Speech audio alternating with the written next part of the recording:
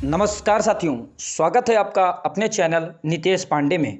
अभी तक आपको सामाजिक अध्ययन की एक क्लास दी जा चुकी है जिसमें आपको संपूर्ण पाठ्यक्रम के विषय में बताया गया है कि आपको क्या पढ़ना है, कैसे पढ़ना है। अब आज से आपको 1857 प्रथम स्वतंत्रता संग्राम के बारे में और स्वतंत्रता संग्राम में किए गए प्रयास, यह आपका पहला टॉपिक है जिस पर आपको रोमेश सर द्वारा क्लास दी जाएगी।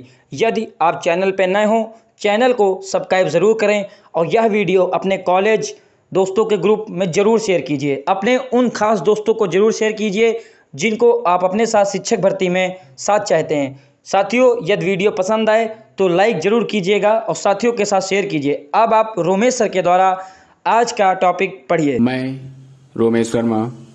पिछली क्लास में मैंने आपको संपूर्ण पाठ्यक्रम की चर्चा की थी, तो आज मैं आपको पहले अध्याय सामाजिक विषय के पहले चैप्टर के बारे में कुछ महत्वपूर्ण क्वेश्चन बताऊंगा।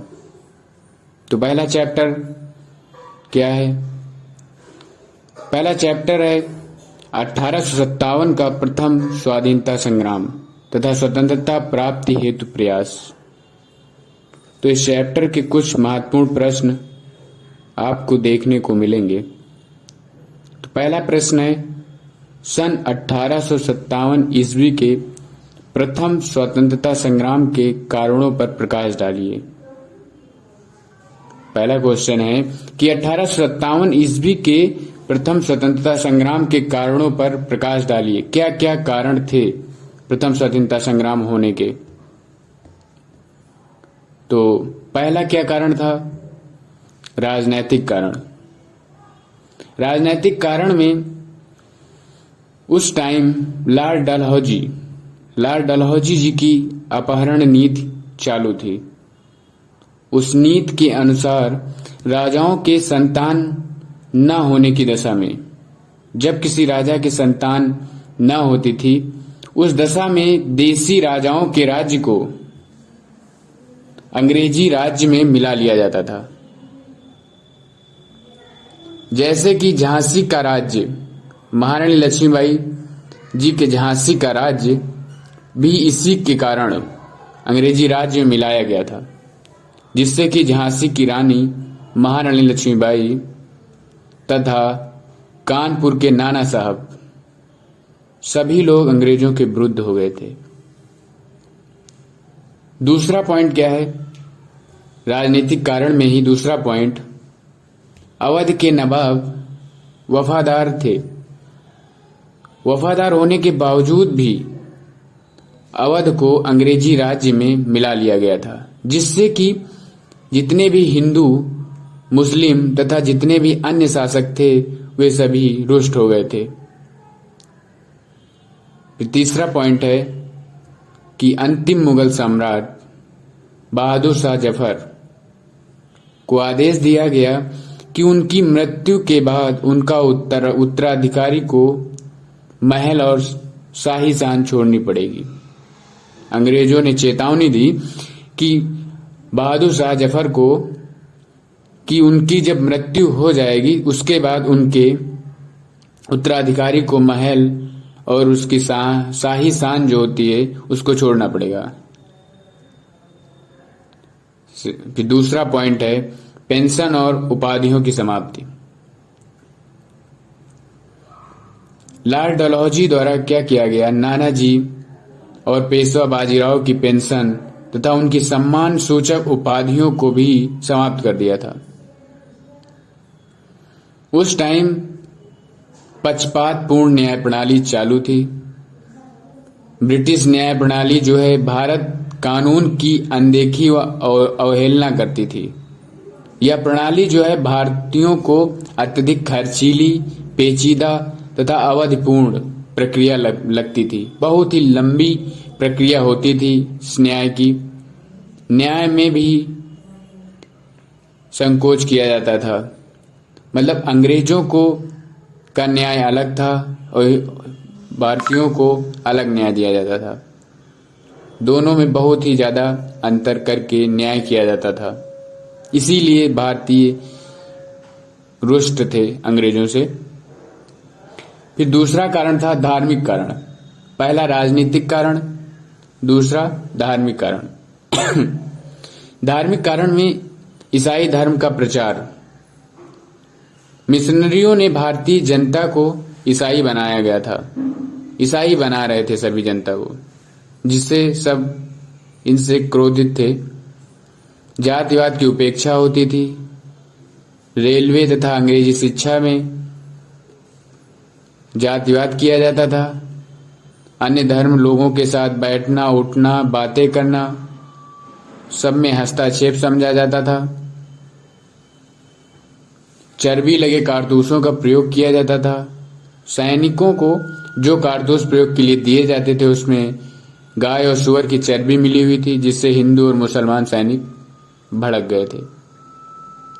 फिर नेक्स्ट है कि अंग्रेज जो हैं भारत की अशिक्षा, सामाजिक अनेकता तथा व्याप्त कुरीतियों के साथ साथ आर्थिक पिछड़ेपन और भारत पर शासनाधिकार स्थापित होने से भारतीयों को तुच्छ समझते थे। अंग्रेज जितने भी शासक थे वो भारतीयों को तुच्छ नजरों से देखा करते थे। तीसरा पॉइंट है सैनिक कारण। पहला राजनीतिक कारण, दूसरा धार्मिक कारण, तीसरा सैनिक कारण। सैनिक कारण के अंतर्गत क्या होता था? भेदभाव की नीति थी। सेनाओं में भारतीय सूबेदार का वेतन जो नए यूरोपीय रंगरूट थे उनसे भी बहुत कम था, जिससे भारतीय सैनिकों में आक्रोश जागृत हुआ। मतलब अंदर अंदर उनके आक्रोश पैदा हो रहा था। भारतीय सैनिकों को पदोन्नत नहीं दिया जाता था, बहुत ही कम अवसर मिलते थे उन सबको। रियासतों की सेना समाप्त कर दी गई थी। इससे अवध के जितने भी सैनिक थे बेकार हो गए थे। जितने भी सेना से सैनिक हटा दिए जाते थे वे सब अंग्रेजों के शत्रु बन गए थे। फिर फोर्थ पॉइंट है आर्थिक कारण। आर्थिक कारण में क्या है कि जितने कुटीर उद्योग धंधों का विनाश, क्योंकि विदेशी सामान भारत में आने लगा और भारतीय मूल की बिक्री बंद हो गई। इससे उद्योग धंधे भी नष्ट हो गए और भारतीय दफ्तर, भारतीय दस्तकार बेकार हो गए। मजदूरों में बेरोजगारी बढ़ गई। खेतिहर किसानों की दशा खराब हो गई। देश में बेरोजगारी फैल गई। जितना भी देश का धन था वो भारत का जितना भी धन था वो विदेश जाने लगा। बेकारी के कारण क्या हुआ? सभी लोग संगठित होकर के अंग्रेजों के विरुद्ध हो गए। जब बेरोजगारी हुई तो अकाल एवं गरीबी के कारण किसानों में असंतोष फैल गया। लगान वसूल बहुत बढ़ा दिया गया था, जिससे कारण किसान क्षुब्ध थे। और शिक्षित भारतीयों को उच्च पदों पर नियुक्त ही नहीं किया जाता था। उन्हें अंग्रेज कर्मचारियों की तुलना में बहुत ही कम वेतन दिया जाता था। फिर अगला कारण था सामाजिक कारण। सामाजिक कारण में क्या था? सती प्रथा, बाल विवाह, इन सभी पर रोक लगाने से भारतीय असंतुष्ट हो गए थे। भारतीय लोग अंग्रेजी भाषा व अंग्रेजी सभ्यता का विरोध करते थे। कुछ मुख्य कारण बताए गए हैं। पहला कारण था राजनीतिक कारण, दूसरा कारण था धार्मिक कारण, तीसरा सैनिक कारण, चौथा आर्थिक कारण, पांचवा सामाजिक कारण। 5 कारणों पर प्रकाश डाला गया है। इन्हीं कारणों की वजह से स्वतंत्रता संग्राम हुआ था। फिर अगला क्वेश्चन है कि सन 1857 ईस्वी का स्वतंत्रता संग्राम क्यों असफल रहा? क्या कारण था जो स्वतंत्रता संग्राम असफल रहा? पहला क्वेश्चन कई बार पूछा गया है, जिससे उसको अच्छे से उसको पढ़ लें, समझ लें, जिससे कोई परेशानी न हो। दूसरा क्वेश्चन देखते हैं, क्यों 1857 ईस्वी का स्वतंत्रता संग्राम असफल रहा? इसके भी बहुत सारे कारण थे। पहला कारण था क्रांति थी उसका समय से पहले होना। यदि क्रांति निश्चित समय, एक दिन, एक जगह से होती तो अंग्रेज सब जगह से पराजित हो जाते, देश भर में अंग्रेजी सत्ता सदैव हट जाती, मिट जाती। क्रांति की तिथि 31 मई 1857 ईस्वी को रखी गई थी, किंतु 10 मई 1857 को ही क्रांति का विस्फोट हो गया। नेक्स्ट पॉइंट है सैनिक दुर्बलता व उचित नेता का अभाव। क्रांतिकारियों में वीरता और त्याग तो बहुत था। जैसे नाना साहब में संगठन की शक्ति तो थी, किंतु वे अच्छे सेना नायक न थे। तात्या टोपे वीर थे, किंतु वह यूरोपीय रणनीति में दक्ष नहीं थे। महारानी लक्ष्मीबाई कुशल सेना नायक होते हुए भी स्त्री थी। बहादुर शाह जफर बूढ़े और अशक्त हो गए थे। इस प्रकार सैनिक दुर्बलता और एक सेना नायक न होना भी संग्राम की विफलता का कारण बना। उधर अंग्रेजों के पास अनुभवी और दूरदर्शी सेनाध्यक्षों के साथ साथ आधुनिक शस्त्र, अस्त्र व संचार के बहुत ज्यादा साधन उपलब्ध थे। तीसरा पॉइंट राष्ट्रीयता की भावना का अभाव। भारत के सामंत वर्ग ने अंग्रेजों का साथ दिया। सामंत वर्ग थे वे अंग्रेजों का साथ दे रहे थे और समाज के सभी वर्गों ने क्रांतिकारियों का साथ ही नहीं दिया, जिससे संग्राम असफल रहा। चौथा पॉइंट है आर्थिक कठिनाई।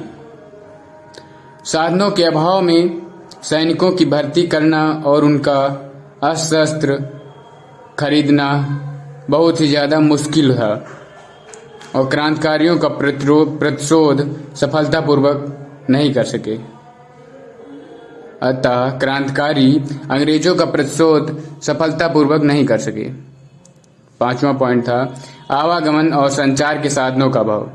उस समय रेल, डाक, तार, सड़कों आदि साधनों का विकास तो हो चुका था, परंतु ये साधन अंग्रेजों ने क्रांति को दमन करने के लिए प्रयुक्त किए थे। भारतीयों के पास इन साधनों का अभाव था। अगला क्वेश्चन, सन 1857 ईस्वी के स्वतंत्रता संग्राम के क्या परिणाम हुए? तो आइए देखते हैं क्या क्या परिणाम देखने को मिले। पहला पॉइंट है ईस्ट इंडिया कंपनी के शासन का अंत। जो ईस्ट इंडिया कंपनी चल रही थी उसके शासन का अंत हो गया। संग्राम का ईस्ट इंडिया कंपनी पर गंभीर प्रभाव पड़ा। भारत में ईस्ट इंडिया कंपनी समाप्त हो गई और ब्रिटिश सरकार का भारत पर सीधा नियंत्रण हो गया। सन 1858 में ब्रिटेन की संसद ने एक अधिनियम पारित किया जिसमें कहा गया कि भारत के शासन का संचालन प्रभु, जिसे राजा कहते थे, के नाम से राज्य के एक प्रमुख सचिव के द्वारा किया जाएगा और उस सचिव की सहायता के लिए 5 सदस्यों की एक परिषद होगी। दूसरा पॉइंट, ब्रिटिश सरकार की नीति में परिवर्तन किया गया। तो देखते हैं, सन 1858 ईस्वी में इंग्लैंड की रानी विक्टोरिया ने घोषणा किया कि भविष्य में ब्रिटिश सरकार राज्यों के साथ हुई संधियों और समझौतों का पालन करेगी और किसी राज्य को हड़पने का प्रयास नहीं करेगी। तीसरा परिणाम क्या आया? दत्तक पुत्र लेने का अधिकार। भारतीय नरेशों को दत्तक पुत्र लेने का अधिकार प्राप्त हो गया। चौथा क्या आया परिणाम? सेना के संगठन में परिवर्तन।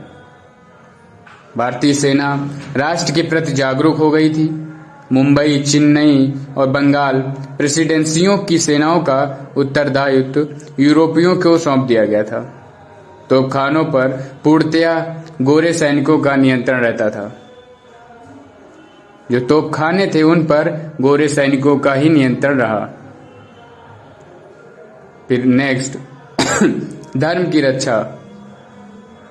इंग्लैंड की महारानी ने भारतीयों के धर्म की रक्षा का आश्वासन दिया कि उनके धर्म से कोई हस्तक्षेप नहीं किया जाएगा। फिर लास्ट पॉइंट, भारतीय तथा अंग्रेजों के बीच संबंधों का कट होना। इस आंदोलन का एक गंभीर परिणाम निकल कर यह आया कि भारतीयों तथा अंग्रेजों के बीच संबंध बहुत ही कट हो गए थे। अंग्रेज भारतीयों को संदेह की निगाह से देखने लगे थे, उनसे घृणा करने लगे थे तथा विद्रोह को कुचलने के लिए बर्बरता का मार्ग अपनाया। इन भावनाओं ने धीरे धीरे राष्ट्रवादी चेतना को जन्म दिया। तो स्वतंत्रता संग्राम के परिणाम आपको देखने को मिले कि क्या क्या परिणाम स्वतंत्रता संग्राम के पश्चात निकल कर आए। नेक्स्ट क्वेश्चन देखते हैं। 1857 ईस्वी का प्रथम स्वाधीनता संग्राम में स्वतंत्रता प्राप्त हेतु तो क्या क्या प्रयास किए गए थे? क्या क्या प्रयास किए गए थे स्वतंत्रता संग्राम की स्वाधीनता के लिए? पहला प्रयास था कि 1857 की क्रांति के बाद सैयद अहमद बरेलवी ने उत्तर पश्चिमी कबायली प्रदेशों में सियाना को स्वतंत्र आंदोलन का प्रमुख केंद्र बनाया था।